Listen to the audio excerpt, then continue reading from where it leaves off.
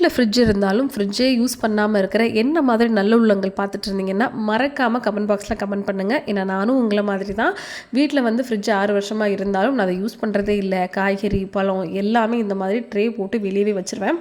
இதுக்கு முன்னாடி நான் பேப்பர் விரித்து தான் வச்சுட்டு இருந்தேன். ஸோ இப்போ தான் ட்ரேக்கே நான் மாறி இருக்கேன்.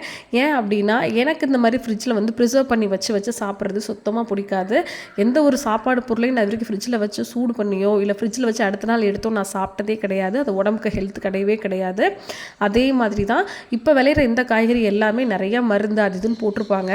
இதை க்ளீன் பண்ணி சாப்பிட்றதுக்கே நமக்கு போதும் ஆகிடும். இதில் நம்ம ஃப்ரிட்ஜில் வச்சு 10 நாள் 15 நாள்னு ப்ரிசர்வ் பண்ணி அதுக்கு தனித்தனியாக பாக்ஸை போட்டு அதுவும் வீண் செலவு பண்ணி வச்சு இப்படி ஏன் தான் நம்மளோட ஹெல்த்தை நமக்கு எடுத்துக்கணும் சொல்லுங்கள்.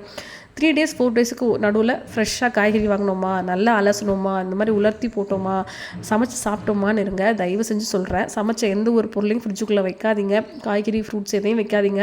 நான் என்னோடய ஃப்ரிட்ஜில் ஐஸ் க்யூப்ஸு, சாக்லேட்டு, அதுக்கப்புறம் வந்து ஐஸ்கிரீம் வைக்கிறதுக்கு, முக்கியமாக இந்த பூவெல்லாம் கெட்டி வந்து உள்ளே வாடாமல் வைக்கிறதுக்கு மட்டும்தான் என்னோடய ஃப்ரிட்ஜை நான் யூஸ் பண்ணிகிட்ருக்கேன்.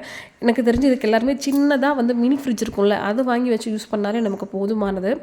தயவு செஞ்சு ஃப்ரெஷ்ஷாக வாங்கி ஃப்ரெஷ்ஷாக சாப்பிடுங்க. அதான் ஹெல்த்துக்கு ரொம்ப ரொம்ப நல்லது.